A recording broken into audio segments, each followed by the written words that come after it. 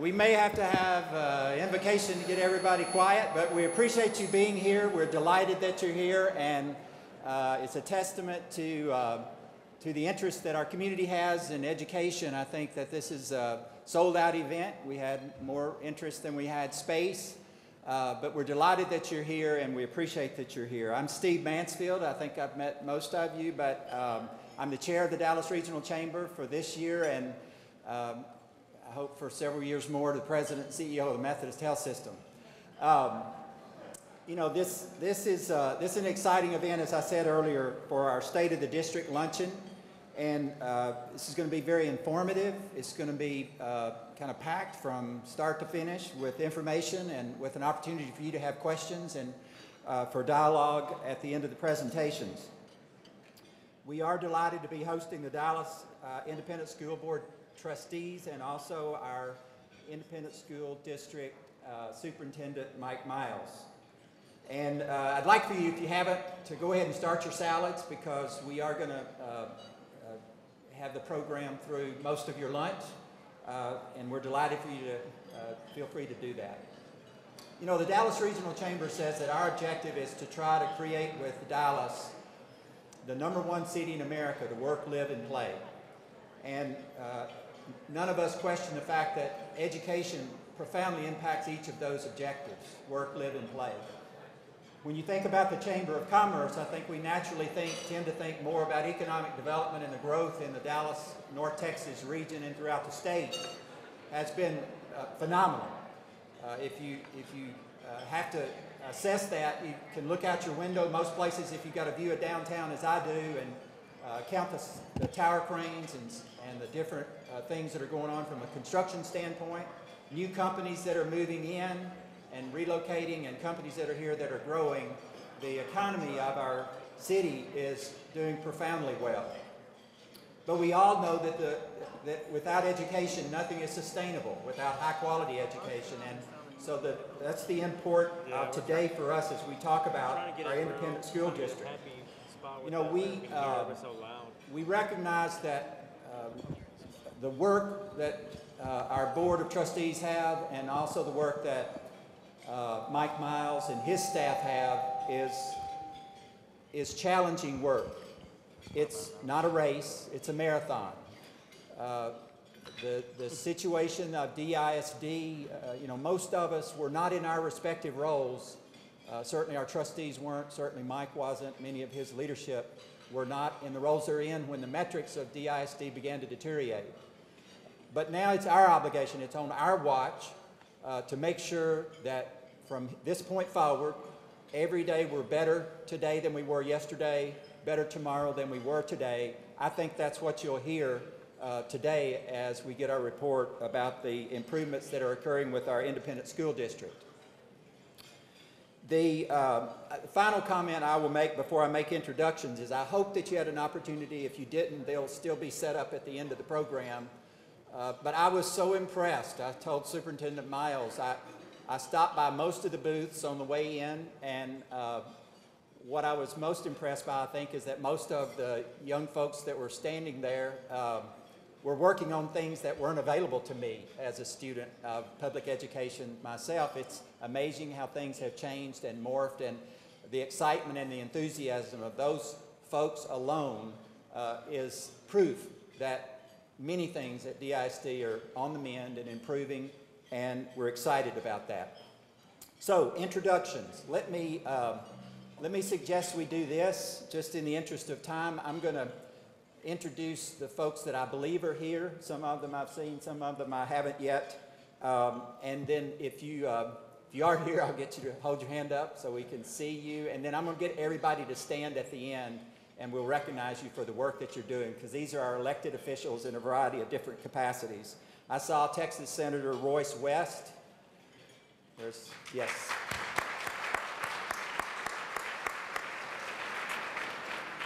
We have Texas Representatives Rafael Anchia, Cindy Burkett, Eric Johnson, and Jason Viaba, I think, are here.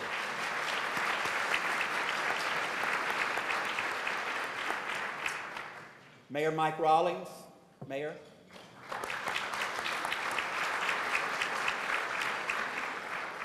We have several Dallas City Council members here, Deputy Mayor Pro Tem Monica Alonso, Rick Callahan, Sheffy Cadane, Philip Kingston, Lee Kleinman, Adam Madrano. Would y'all stand and let us recognize you?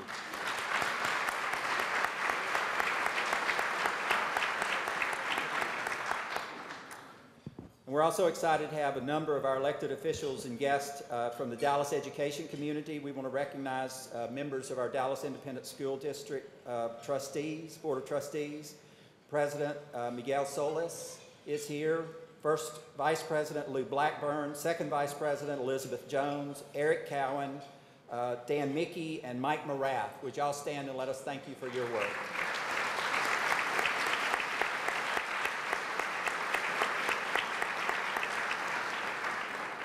I think we may also have the president from Texas A&M University Commerce, Dr. Dan Jones here. Stand here. And also superintendents from the Lancaster Independent School District, Dr. Michael McFarland, and the superintendent of the Richardson ISD, Dr. Kay Wagoner. Would y'all stand, please? Thank you.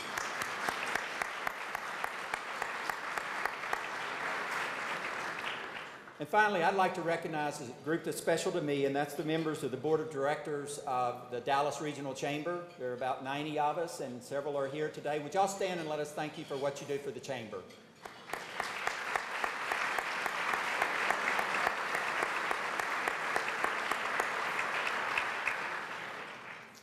Today's event, like all of our events with the Chamber, would not be possible without support from our outstanding membership, so I'd like to thank the companies for generous sponsorship of today's event. Our presenting sponsors are Capital One Bank and Texas Instruments. Would you thank them for me, please?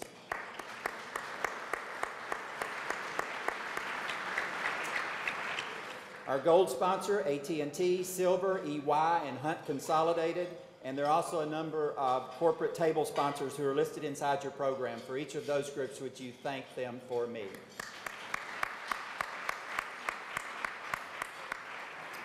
So now I want you to continue with your lunch and with your fellowship, and in just a few minutes, after a short break, we'll get Alita Stampley, the Director of K through 12 Education and Community Relations for Texas Instruments. She will come up and she will make the introductions for our two guest speakers. And as we mentioned earlier, we'll have questions, and Alita will talk you through the process for how we're going to do Q&A when she makes her comments. Let me see if I missed anything. Yes, we have Dallas County Community College District Trustee Diana Flores here. Diana, would you stand, please? Thank you. Did I miss someone? It's very possible. Unintended. Okay, thank you for being here. Enjoy your lunch. Good afternoon. I'm Alita Stampley. I'm the Director of K through 12 Education at the awesome Texas Instruments, and I have a couple TIers with me here today, including our leaders from the company. Our Chief Citizenship Officer, Tricia Cunningham, is here, along with our President from Education Technology, Peter Belita.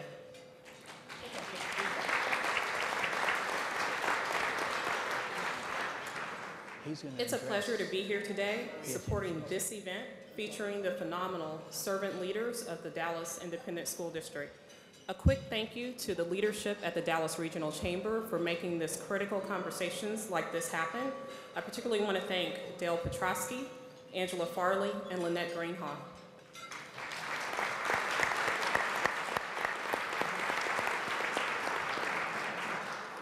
Because of their work, companies like Texas Instruments and Capital One are more informed, more engaged, more collaborative, and more accountable than ever because of their efforts.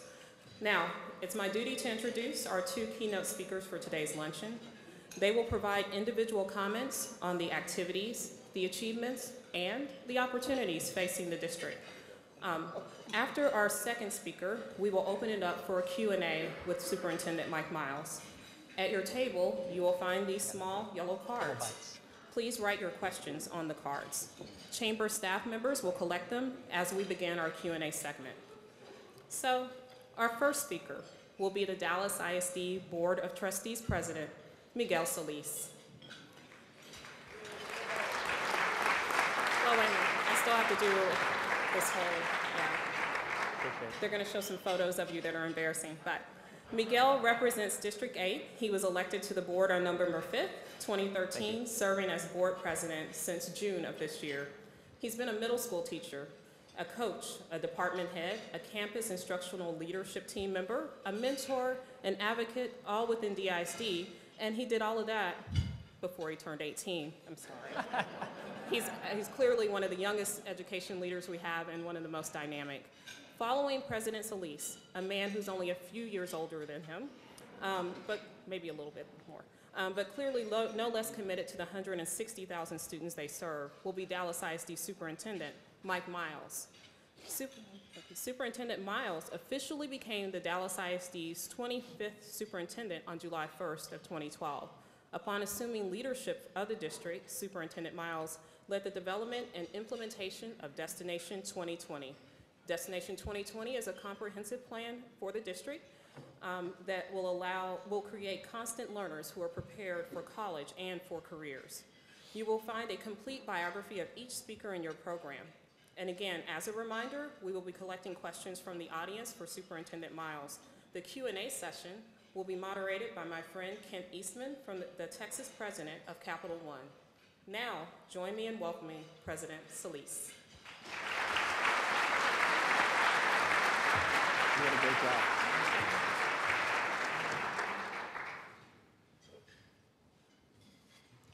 Well, thank you very much for that kind and funny introduction, Alita. And let me also thank the Dallas Regional Chamber for inviting me to address this crowd today, though I must say that the vetting process for me took a little longer, as President and CEO Del Petrosky had to be assured that yes, a 28-year-old was indeed the president of the Board of Trustees and not the president of the teen board. So thank you, Mr. Petrosky, and each and every one of you in this room for your support of our public schools and your critical investments in ensuring that our city and our region thrive in the 21st century. Before I go any further, I would like to recognize my fellow members on the Board of Trustees by asking them to please stand up and remain standing.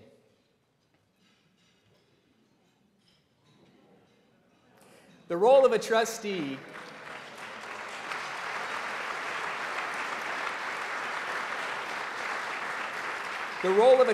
brings with it many responsibilities that do not lead to fame or fortune, responsibilities that many times seem Herculean, but responsibilities that we assumed because each of us realizes the critical role our education system plays in the bigger picture of our city and region. So thank you, Trustees Nancy Bingham, Lou Blackburn, Eric Cowan, Joyce Foreman, Elizabeth Jones, Dan Mitchkay, Mike Morath, and Bernadette Nuttall for your dedicated efforts to the children of this city.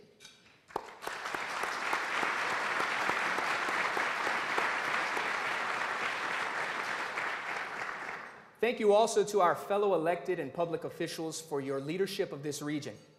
Whether you represent us at the city, county, state, or federal levels, your efforts are making a difference, and your support of Dallas ISD is appreciated.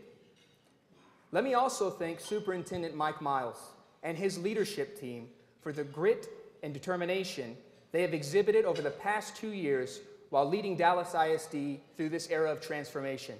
Would you all please stand and be recognized for your efforts?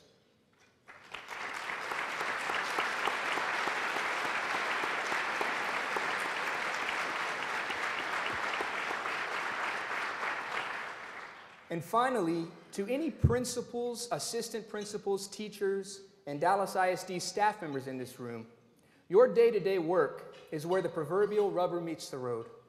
As a former teacher and central staff member, I know what the daily grind of early morning tutoring sessions, evening practices, weekend community meetings and events, late night janitorial duties, and the many other responsibilities you carry can have on you throughout the year.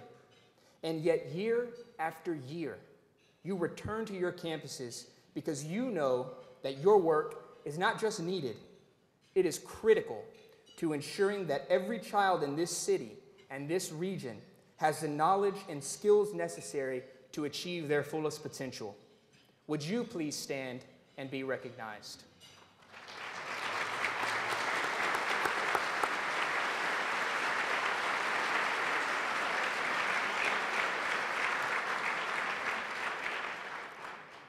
There has never been a better time to reside in our region. People are flocking to our cities. New developments are rising at a breakneck pace. Our local economies are thriving. In Dallas, we are having substantive, healthy conversations about the future of our city, including new modes of transportation, new forms of urban development, ways to directly attack our poverty rate, and many other important topics crucial to our city's success and our region's success. Over the past year, the eyes of the nation and the world have gazed upon us due to events such as the United States Conference of Mayors and the New City Summit. With all of this excitement and aspirations that accompany growth and success, it is important to remind ourselves of one truth, perhaps the most important truth. As Dallas ISD goes, so goes the region. Over 2 years ago, the Board of Trustees and Administration, understanding this truth and its impact, decided to embark on a transformational course, the likes of which few large urban school systems have ever attempted. This transformation finds its inspiration in a simple premise. Yes, our region is a great one, but we will not be able to live up to that greatness unless every child is receiving an excellent education that maximizes their ability to succeed in our market and achieve their ambitions to the fullest. Author James Baldwin once said, "Not everything that is faced can be changed, but nothing can be changed until it is faced."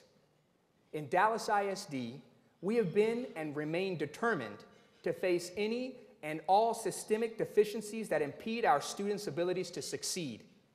And that is why I am confident today in reporting to you that the state of our district is strong and forward-looking. Today, Superintendent Miles will elaborate on what strong and forward-looking means, but a quick scan of the past 2 years begins to unveil the progressive foundation building we are undergoing.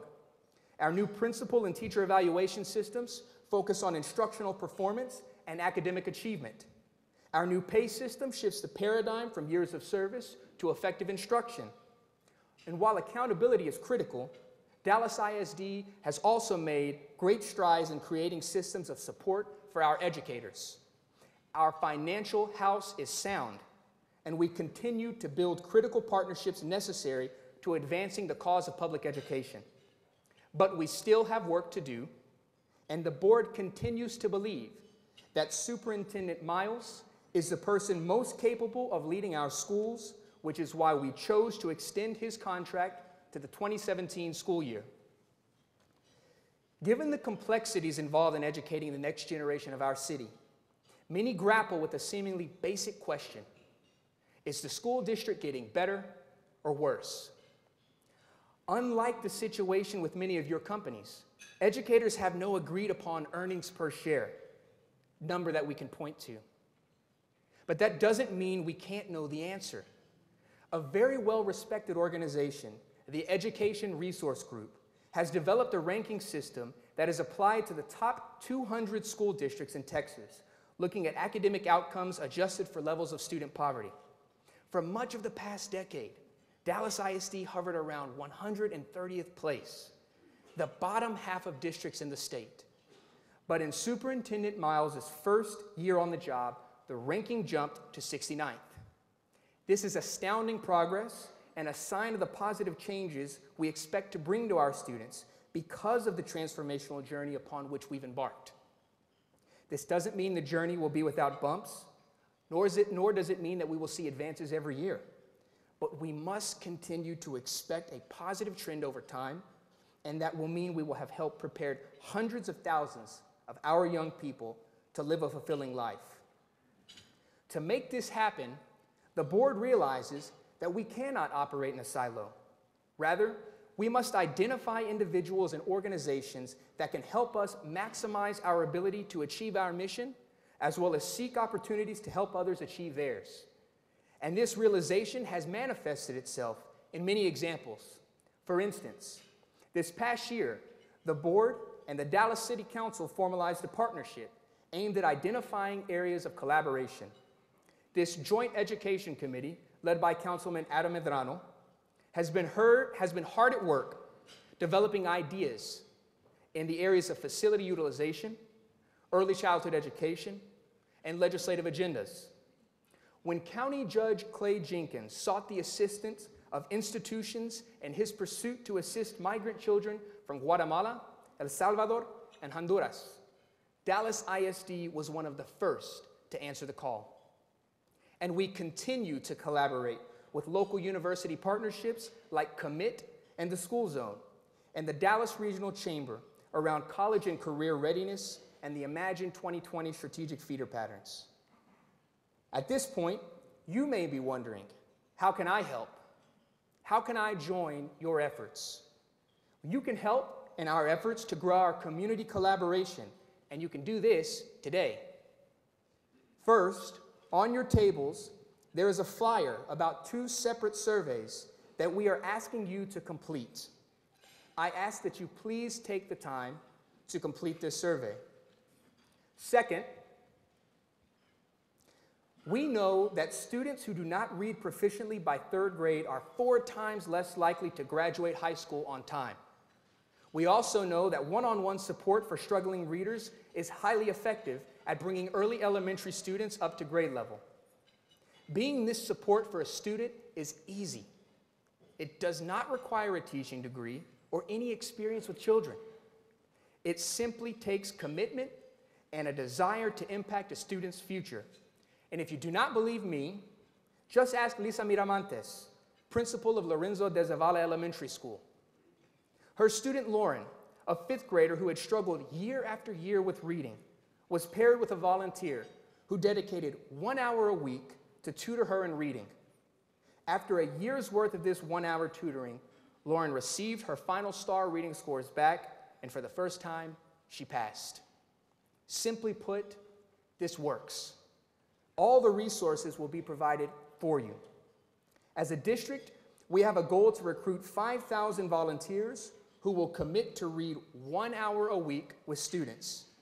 Nearly 1,000 people have already committed to serve as tutors for this school year. And today, I'm asking for you and your colleagues to commit to volunteer with our students for 1 hour a week for the entire school year. So at this time, everyone please take out 1 business card. And if you don't have a business card, please grab a blue card from your table. On your card, write down the number of people you are pledging to join with you in serving Dallas ISD students. Put that business card or pledge form inside one of the Dallas ISD envelopes on your table, and someone from our volunteer and partnership services will follow up with you in the next week. Let me close by speaking about the future.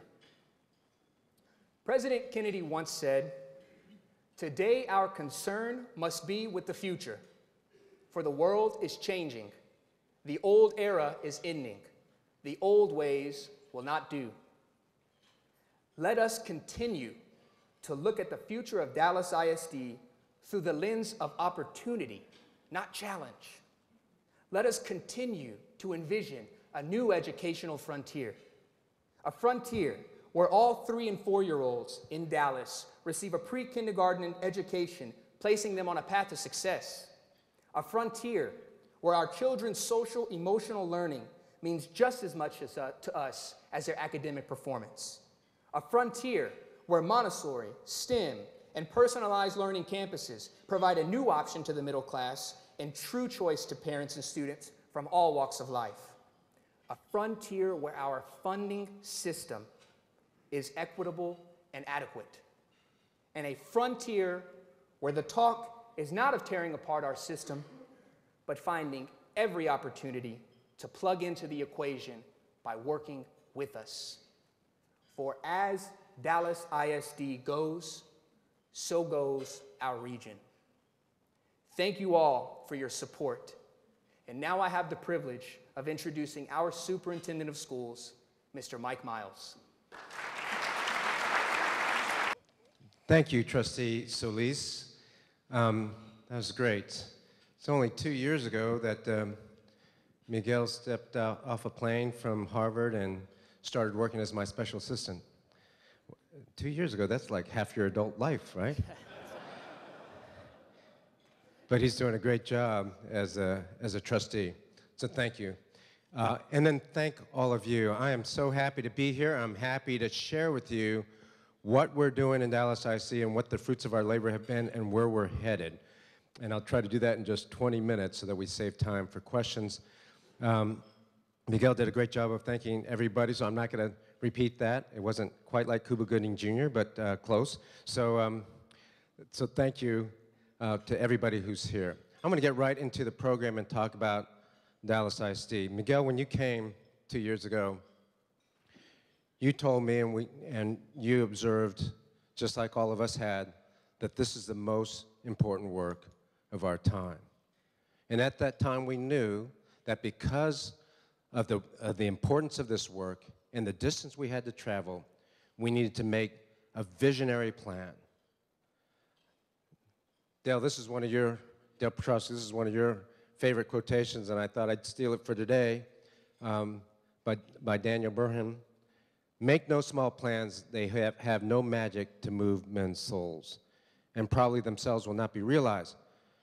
And that's what we did in Dallas ISD. We made no small plans because we knew that Dallas ISD 2 years ago and continues to need a transformation. So we came up with Destination 2020. You've heard it before, so I'll just briefly say that it has 5 key parts: investing in people, making sure that we have the most effective teachers in front of every student. We know that with everything else going on, in the end of the day, the victory's in the classroom, and it's the teacher in front of the kid who makes the most difference academically for that child. We're talking about principles and principal evaluations, all of that on the rubric of investing in people. The second part was a focus on the classroom, making sure that the instructional quality is high. And it had been ignored to a little bit extent because of the breadth and depth of the system, but we need to focus laser-like in growing that quality of instruction. That's called focus on the classroom. The third big area was systems, the stuff that happens behind the scenes, the internet, the finances, all of those things that have to build a foundation from which we can support the teacher in the classroom.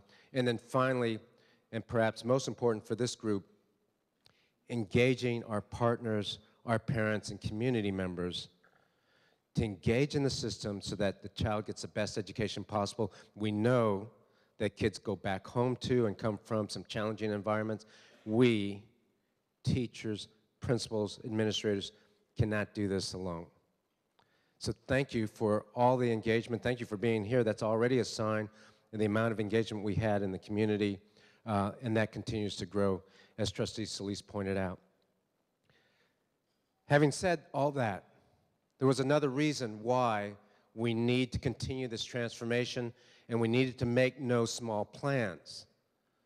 Number one, we've reached, in education broadly, steady state. What does that mean? That means in a couple areas, as you see up here, the achievement gap across the nation and in Dallas ISD remains terribly large still. Too large to say that we're making the best gains for our kids. Number two, the college-ready rate remains consistently flat across the country and also in Dallas. And I've talked about this before. This is not the first time we're talking about it, but it's important for us to state it, those brutal facts. And as a result of that, we have to continue to transform. And I'm going to talk about what that actually looks like in a minute. Add on top of this the fact that the educational environment needs to change to keep up with a workplace that's changing, a global society that's changing, a Dallas city that's growing and is becoming more and more vibrant. That's the reason why we need to continue to have transformation.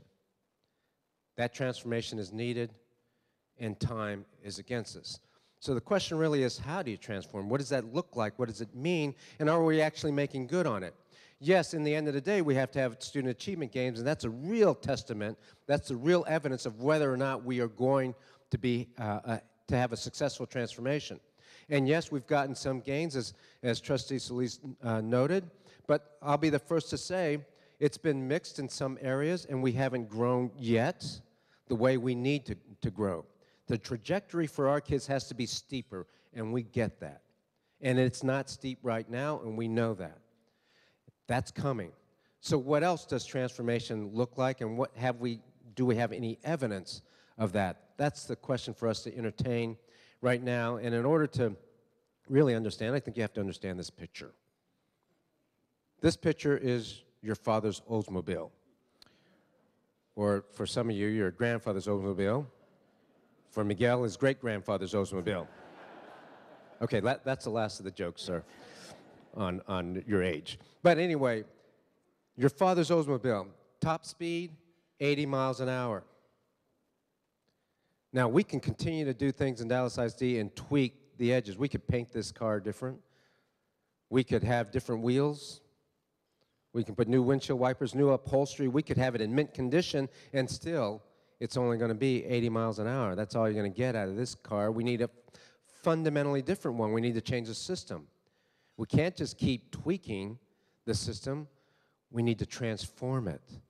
We need to go from this to this. That's what change and transformation in Dallas ISD has meant. That's what we're trying for. We're not trying to tweak the edges. We're trying to change the system. So that meant thinking differently, acting courageously. That's our theme for this year. And I want to give you just 2 examples before I talk about the road forward. 2 examples of what transformation actually means and looks like, and how you can feel confident that this system is transforming. The first example has to do with principles. This is a quotation from an article from just 2 weeks ago. The most important figure in school reform we never talk about, it's the principal. Not just Dana Goldstein, but others across the nation are starting to realize that the principalship is a huge, important element. And this audience will recognize that we've been talking about it for at least 2 years, and we've been doing something about it for at least 2 years. And the fruits are finally seen. Now, before I go any further, I have a table full of principles, and I want to read the names. I know Miguel had recognized them, but I want to read them by name because they are exemplary principles, and they are here today. Would you stand up when your name is called? Nancy Bernardino, Janice Lombardi, Benjamin Mackey, Tiffany Hewitt, Nakia Douglas, Latanya Clark, Joanne Hughes, Stephanie Taylor, and Cheryl Humphreys. Thank you for everything you're doing.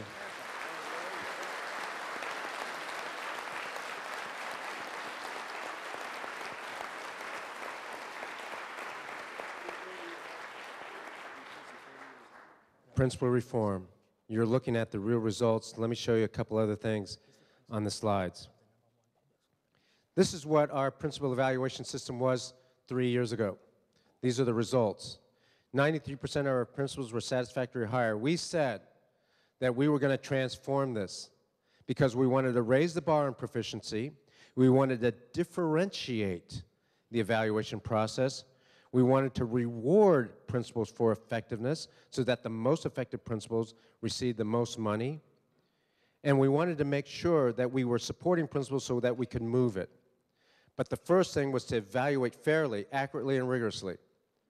This was not a rigorous system, to be honest and to be fair, where 93% are satisfactory or higher. This is not a differentiated system. If we were just tweaking the edges, we would just say, okay, let's just put some more professional development into the evaluation system. Let's just move that curve to the right. Let's make more satisfactory principals proficient and more proficient principals exemplary, and try to lower the number below expectations from 11 to less than 11. That would be your father's Oldsmobile repainted. We're not doing that. We have a fundamentally different evaluation system. We said we're going to differentiate, and so 2 weeks ago we got the results, and your evaluation system for principals now looks like this. Much differentiated. We raised the bar in proficiency, and we are moving those principles to the right, but not for the sake of an inflated evaluation, a much more rigorous evaluation. Now, only 49% of our principals are proficient, and our job is to grow that.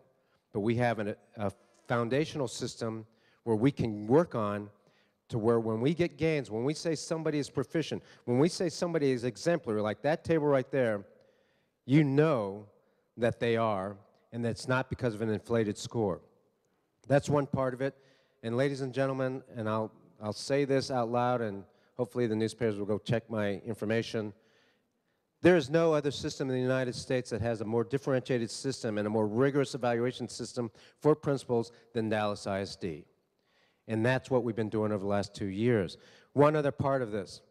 Take a look at this graph right here. We took those principals evaluations that you saw in this slide here. We took all those people, and we calculated what their salary was last year. And it looks like this. So take a second, take 30 seconds, talk to your neighbor.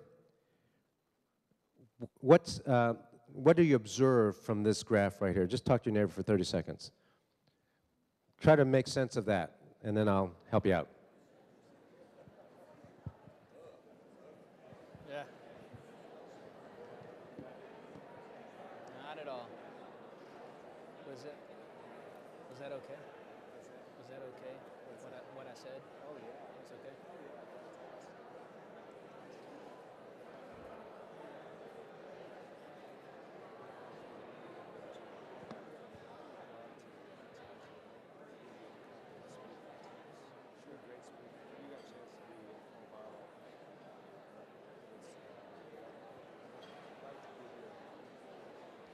Okay, even if you're not done, that's okay. By the way, that strategy is called a quick pair and share, a multiple response strategy that we expect all of our teachers to have down. A quick pair and share. Now, I probably should explain, this is unsat, progressing 1, progressing 2, progressing 3, proficient 1, 2, and 3, and exemplary. So the greater the effectiveness, you go to the right. So can anybody tell me what's wrong with this picture? Just yell out, somebody. Somebody brave, somebody courageous. Yes, the correlation between effect. Say that again? Yes, that's no fair. You're part of the staff. Jeez. All right. Poor correlation between effectiveness and salary. Look at progressing 3. Those folks who are less effective got a lot more money than proficient 3. That's the way it is in most places because the old way was based on years of experience. On Monday, principals for the first time got paid differently in Dallas. This last Monday. Principals got paid differently. Wait a minute, that's yesterday. Yes, yesterday. People got paid differently, and now this is the chart. What that means is if you're more effective, you're getting a higher salary, which is the way it should be. We said we were going to do it. We have transformed the system in Dallas, and this is the way it'll be from here on out, going forward.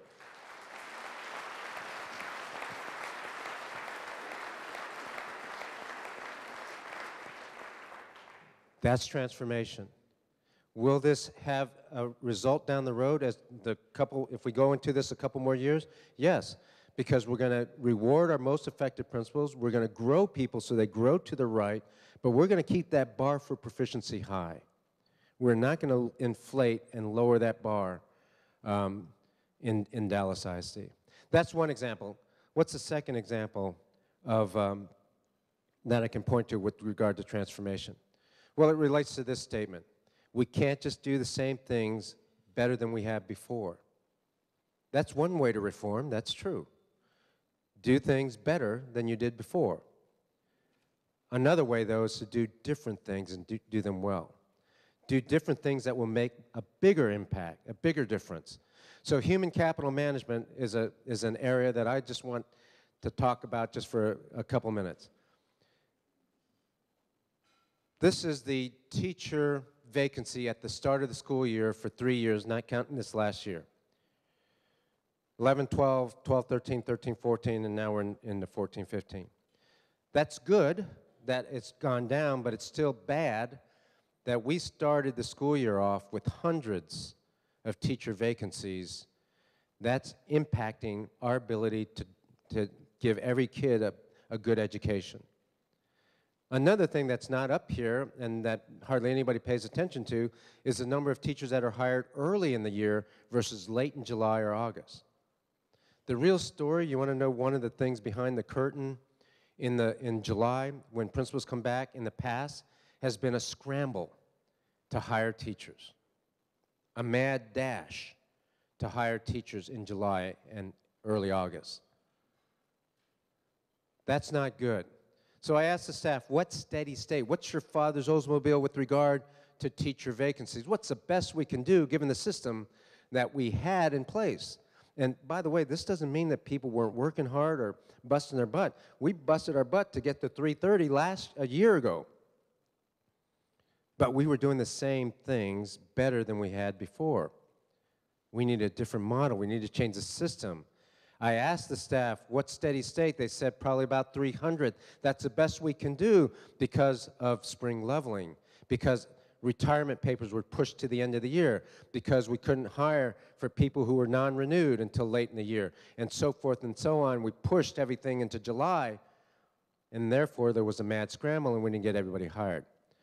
We changed that paradigm on its head. We changed the system, and that's what it was this year. 16 out of 10,600 vacancies.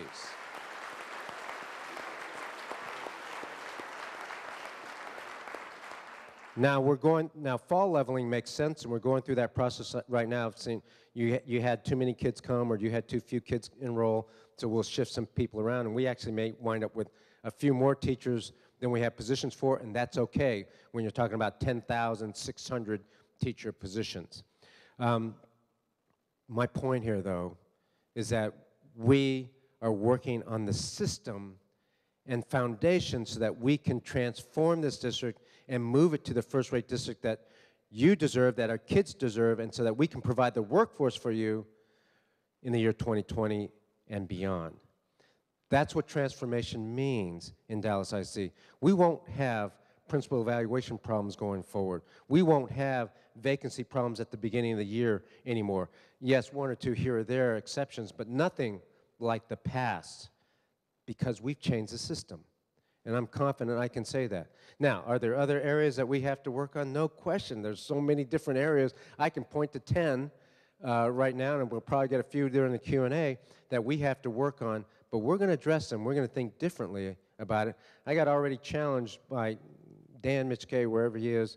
Thank you, Dan. He challenged us to think differently and change the system on how kids attend the first day of school. Why can't we have more kids attend the first day? Should we be thinking differently about that? And there's many other things like that that we have to work on. So we can't just do the same things. We have to do different things. We have to continue the transformation in Dallas ISD. Let me talk about going forward. We're going to continue to make no small plans. It's all part of Destination 2020, but we have to continue to think differently and act courageously. And let me talk about 3 things, and then I'll close. Number 1, what if? What if we thought differently about early childhood? What if we said, you know what, just like we said there's going to be 0 vacancies by the start of the school year, and no, we didn't get to 0, but we got awful close. What if we said, we're going to graduate or promote every 3rd grader ready to read by the time they leave 3rd grade? Every single one of them. What if we just said that's going to happen? Now, what are we going to do systemically? Well, we have to do things early. What if, for example, we invested in the 0 to 3 space? What if we, and this is I'm going to steal a couple ideas from Mike Morath, who's been coaching me on some of this. What if we, for example, gave 2-year-olds and 1-year-olds little devices where the parents could talk to the child, and that would give them some data on the number of words that child hears, so the parent knows to speak more to the child and others to speak to the child as if they were adults or as if they could understand. We know that vocabulary is important to all of us here, all of our kids. What if we did that? What if we could decrease the stress level of our 2-year-olds and 3-year-olds and 1-year-olds? The cortisol tests. We know that cortisol delays development, right? So what if we could impact that? We got to think differently. We might have to invest in that area. We certainly have to invest in preschool, right? The training of the teachers, the transportation of some of our kids from one area of town to a school, or more classroom space. We have to do all of those things. We got to think differently about early childhood. Second, school choice. Miguel mentioned a little bit about this. What if we could have twice as many magnet schools as we have today? We have some of the best magnet schools in the nation, right? Here in Dallas that can compete with any school in the country, charter, private, or otherwise. What if we could have twice as many schools like that? Choice schools, our choice, so that our kids could go to a Barack Obama, another one, Irma Rangel, Booker T, Townview, and maybe not with an entry requirement, but still that kind of choice for our kids. Can it be done? What if it could be? What if we just said it will be done and just got after it? And then finally, teacher recruitment. And there's other examples, but let me end with this one. Teacher recruitment. We know we have some great teachers, but we also know that we need to continue to grow that pipeline, and we have to grow the quality of the teacher coming into the profession. Maybe we don't have any choice around that, right? Some people say, well, that's up to the teacher prep programs, the universities, to give you a better, higher quality teacher coming out of those programs. Well, do we have anything to say about that? Well, maybe we do. Maybe we should look at some teachers not at the end of their college career, but at the beginning of their college career, just like West Point does. Maybe we need a West Point for teachers here in Dallas. My point here is we've got some big, heavy lifts still to do. We have some transformative things we have to work on. In order to do that, we have to think differently, we have to act courageously, and truly transform the system if we're going to get the workforce that we need in the year 2020 and beyond. And one other thing, an old-fashioned thing. Yes, the educational landscape is changing quickly. Yes, technology is too, and your workplace is changing. But there is one thing or two that's old-fashioned that we need to continue to focus on, and that is courage and commitment. We had a dream 2 years ago, a belief really, that if people could come together to have significant outcomes for kids.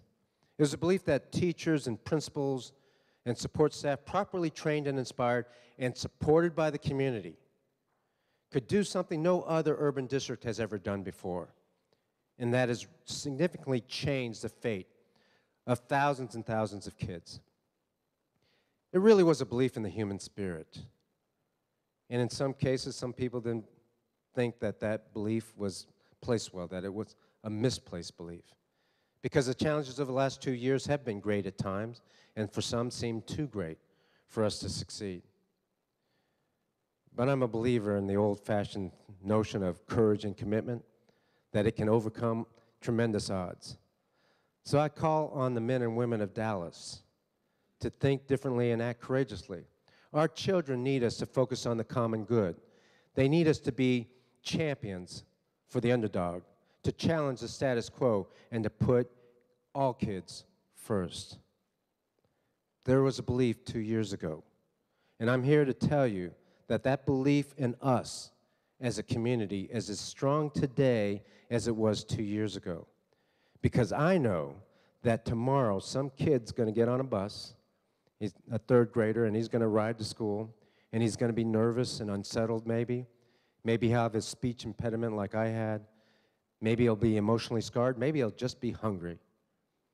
But he'll get to that school, and some teacher's going to take him by the hand, and she's going to give him a great education. We can do that. We can provide the best education possible for our kids. We are their last best hope. And if we continue to work together and challenge the status quo, we'll change history, and we will be that educational system that that kid needs. And should we reach our destination still standing, knowing in our hearts what it really took, without fanfare or reward, will look across the way to each other and say simply, well done. Thank you for your time today. Thank you, Superintendent Miles and President Solis, for sharing your thoughts on the state of the district and some of the exciting things going on. We're now going to move into spend just a few minutes in a question and answer dialogue. Thank you for the questions you've already submitted. If you have another question you'd like to submit, please fill out the card at your table and hold it up, and one of the chamber representatives will pick that up from you. So the first question, Superintendent Miles, in a recent internal audit report, Dallas ISD auditors determined that students may be graduating with excessive absences. How does this relate to content mastery, and what is your administration doing to address these findings? Yeah, thanks for the question, I think. No, thank you for the question, because it gives me an opportunity to talk about what we're doing. Number one, this audience knows, and most of you who've been talking to me and my staff over the last couple of years know, that we've always been concerned about the rigor behind a graduation rate if it is not matched by a college-ready rate. And I've said that on a number of occasions. Yes, it's important to have a graduation rate, don't get me wrong. That's something we should be proud of, that it's growing. But you know what? If it's not tied to proficiency and college readiness and mastery, then it doesn't mean that much. We got to do both. So I am concerned about anybody who would graduate without mastery of the subject. Now, keep in mind, we don't give out diplomas unless the person has actually passed the course, regardless of whether they attended the Saturday attendance, things like that. But we put together a task force, or we've been talking about this issue for some time, but we put together a task force this summer, and we've already been looking at credit recovery and not just graduation rates in a number of fronts. For example, we're looking at extending our summer school for juniors and seniors so that they just can't get credit in 4 weeks, because that's not rigorous. We want them to have mastery of the subject. 4 weeks is not long enough in my mind to get the credit you need to say that you've passed that course and just check the box. We want it to be rigorous, and we want it to have an end-of-course exam, and probably going to need 6 weeks at a minimum in order to do that well.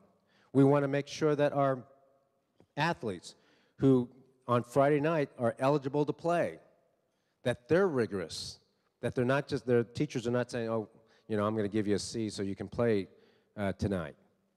That's another area we're looking at.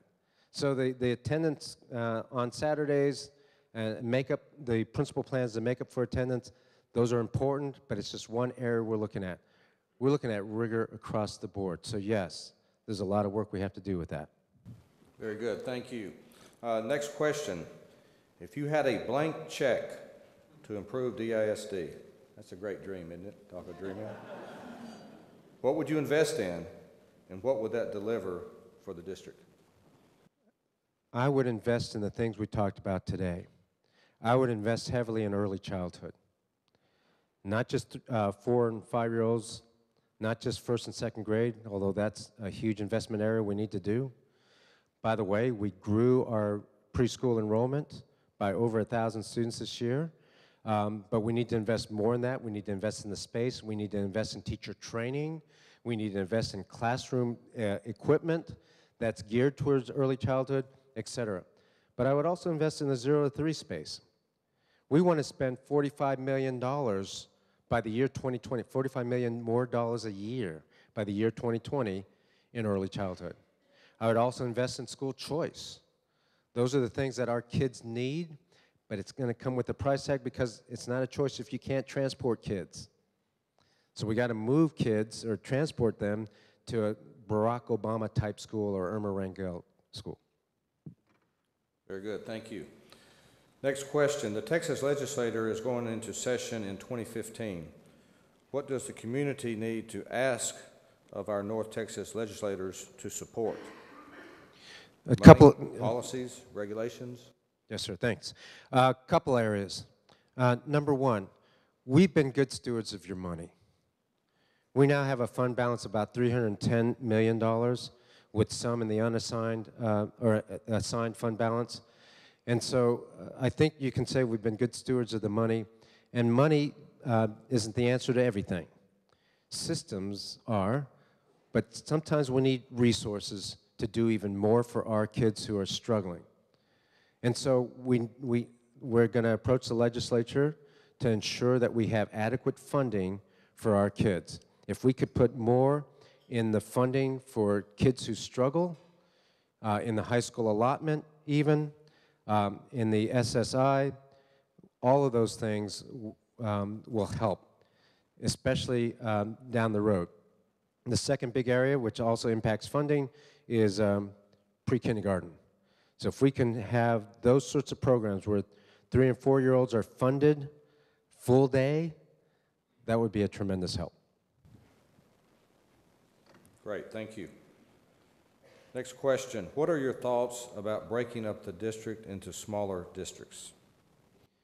Bad idea. Next question.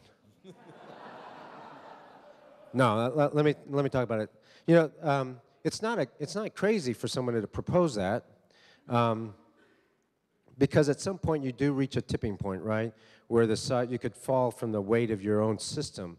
I can't imagine what an LA system or New York system. It's a probably different type of system to provide a good education for all those kids. But we're not too big in Dallas ISD. What we need is fundamental systems that will help all kids. The cost of breaking up Dallas ISD is the potential inequities that could result from it.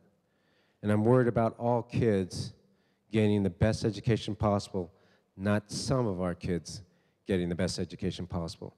So I would say,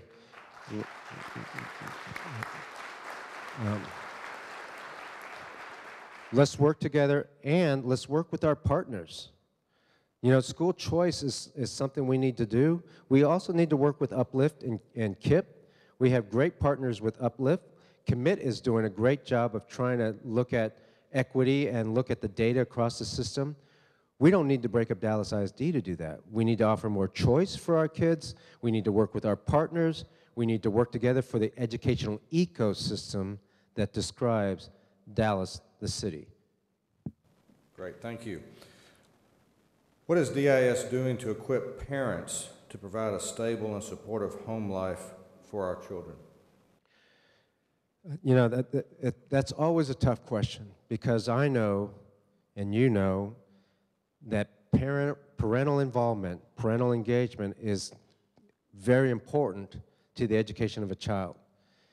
And many of us, you know, and I have an 8th grader at home, many of us have kids, and we know that our engagement, our own tutoring, our own trips with our child, and just talking to our child helps.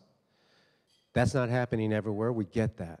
So what we've been trying to do is educate our parents through Parent Portal, through parent universities, to try to get more and more parents involved in the school system and having access to the school system.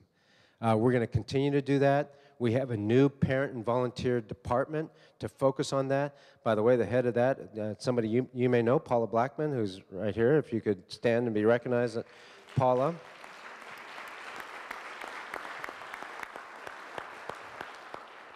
I think the creation of that department shows that we are interested in doing even more with our parents. There's no silver bullet. There's no easy program. There's not one program. But some of the things you see at your table shows how we're getting more and more involvement from our parents. Great, thank you. Will the ratings of the principals be public so that we can track their performance of their schools, so that we can track how the performance of their schools change? Okay, Steve, did you ask that question? Look, we're going to try to resist publicizing evaluations in the paper, the specific names. I don't mind giving data like this. Well, if we get asked for freedom of information, we're going to send it to the Attorney General and see if they can give us a ruling on that. We don't need individual names and evaluations to be out in the press. I mean, if the exemplary principals want their names, that's one thing. But to have people who are progressing, to have their names out there, because it's not a fair comparison between our principals and any other system out there. And I'll say it again, ours is the most rigorous. If you're progressing three, where you're close to proficient, I would put your skills up with almost any other principal out there in other districts. No offense to other districts. So I don't want that principal to feel like they have a disadvantage now in their career as a result of our system being much more rigorous than any other around. So that would probably be unfair to principals, so we're going to try to resist that. The same thing goes with the teacher evals. By the way, in 1 year's time, and I know I saw the hook, I'll wrap up in 20 seconds. In 1 year's time, we are going to have the same graphs or similar graphs for teachers, 10,600 evaluations, and the level of proficiency, the bar is going to be raised there too, but we're going to support our teachers and then reward them for effectiveness. Great, thank you. That was the last question. I'm sorry there were a couple that we didn't get to, but just want to say thank you again, Superintendent Miles, for sharing your thoughts, your comments, and we certainly wish you and your associates that are, as was said earlier, where the rubber meets the road, a great year in building our education system and building our community. Thank you. Thank you, sir.